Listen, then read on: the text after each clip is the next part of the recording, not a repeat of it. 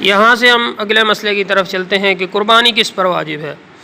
تو قربانی ہر اس مسلمان عاقل بالغ اور مقیم پر واجب ہوتی ہے جس کی ملک میں 52.5 تولہ چاندی یا اس کی قیمت کا مال اس کی حاجات اصلیہ سے زائد موجود ہو۔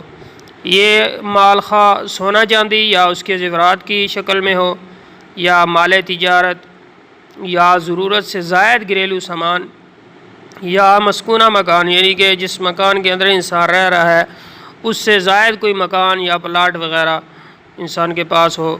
تو اس صورت کے اندر جتنا بھی مال ہوگا ضرورت سے زائد اس پر قربانی واجب ہوگی، اور قربانی کے معاملے میں اس مال پر سال بھر گزرنا بھی شرط نہیں ہے۔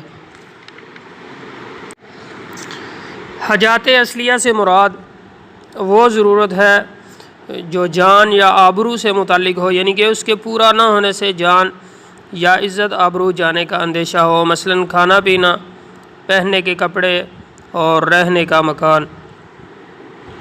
تو اب ایک مکان جس کے اندر انسان رہ رہا ہے یہ اس کی ضرورت ہے، تو اب اس کے بغیر گزارا نہیں ہے، تو اس کو ضروریات اصلیہ کے اندر داخل کیا گیا ہے۔ لیکن اگر اس سے زائد کوئی مکان ہے تو وہ ضروریات اصلیہ سے زائد ہے، وہ انسان کی ضرورت نہیں ہے، تو پھر اب اس مکان کو دیکھا جائے گا کہ اگر اس مکان کی قیمت 52.5 تولہ چاندی کی قیمت کے برابر ہو جاتی ہے تو ایسے شخص پر قربانی واجب ہو جاتی ہے۔ اسی طرح گھر کے اندر ضرورت کا کچھ سامان ہوتا ہے جو روزانہ استعمال ہوتا ہے، وہ انسان کی ضرورت ہوتی ہے، لیکن گھر کے اندر کچھ ایسا سامان بھی ہوتا ہے جو سالوں سے پڑا ہوا ہے اور اس کو استعمال کے اندر نہیں لایا جا رہا، تو یہ جتنا بھی سامان ہے یہ ضروریات اصلیہ سے زائد سامان ہے۔ تو ایسا سامان جو ہے اس سارے کی قیمت کو دیکھا جائے گا، اگر اس کی قیمت نصاب تک پہنچ رہی ہے تو پھر قربانی واجب ہو جائے گی۔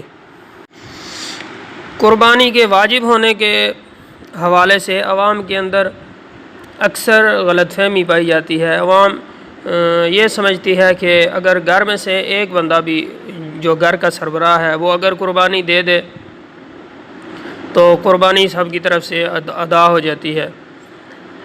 تو اصل کے اندر یہ میں نے جو قربانی کے بارے میں شرائط بیان کی ہیں کہ قربانی ہر اس مسلمان عاقل بالغ مقیم پر واجب ہوتی ہے جس کی ملک کے اندر 52.5 تولہ چاندی یا اس کی قیمت کا مال اس کی حاجات اصلیہ سے زائد موجود ہو، تو ایسے شخص پر قربانی واجب ہے۔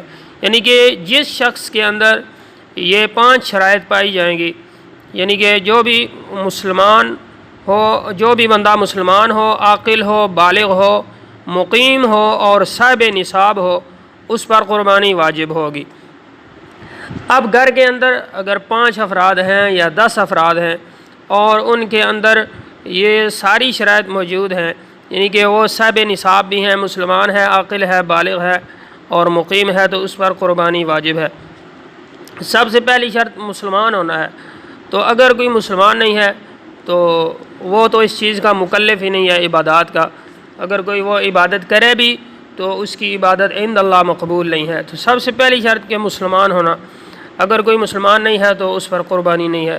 دوسری شرط عاقل ہونا، یعنی کہ عقل مند ہونا۔ اگر کوئی مجنون ہے، مسلمان بھی ہے، بالغ بھی ہے، مقیم بھی ہے، صاحب نصاب بھی ہے، لیکن یہ ہے کہ وہ مجنون ہے، تو اس کے پاس جتنا بھی مال ہوگا اس پر قربانی واجب نہیں ہوگی۔ اور تیسری شرط جو لگی ہوئی ہے یہ بالغ ہونا ہے۔ تو اگر کوئی مسلمان بھی ہے، عاقل بھی ہے، مقیم بھی ہے، صاحب نصاب ہے، لیکن نابالغ ہے، بچہ ہے ابھی، تو اس پر بھی قربانی واجب نہیں ہوگی۔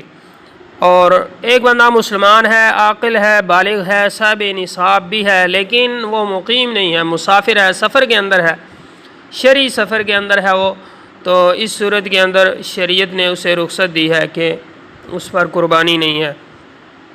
اگر ایک بندے کے اندر یہ پہلی تمام 4 شرائط پائی جا رہی ہیں، 5ویں شرط نہیں ہے، مثال کے طور پر مسلمان بھی ہے، عاقل بھی ہے، بالغ بھی ہے، مقیم بھی ہے، لیکن صاحب نصاب نہیں ہے، تو اس صورت کے اندر اس پر قربانی واجب نہیں ہوگی۔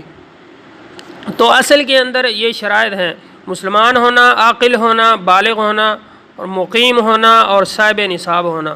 تو اب گھر کے اندر جتنے بھی افراد ہیں ان میں سے جن کے اندر شرائط پوری ہوں گی وہ ان پر قربانی واجب ہوگی، یعنی کہ گھر کے اندر جتنے بھی لوگ صاحب نصاب ہیں تو صاحب نصاب پر قربانی واجب ہوگی۔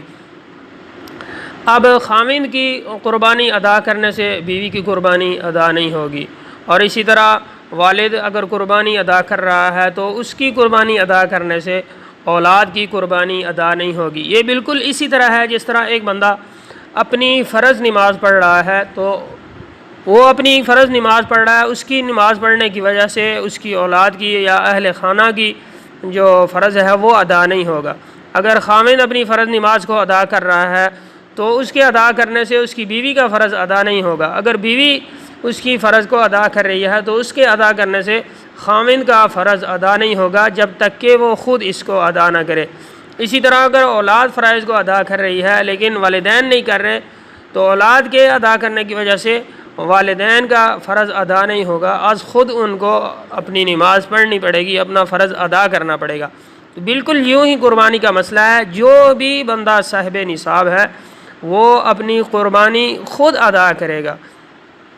اگر وہ ادا نہیں کرتا تو اس صورت کے اندر اس کا واجب ادا نہیں ہوگا۔ والد اگر اپنی قربانی ادا کر رہا ہے تو وہ اپنا واجب ادا کر رہا ہے، اس کے واجب ادا کرنے کی وجہ سے اس سے واجب ساقط نہیں ہوگا۔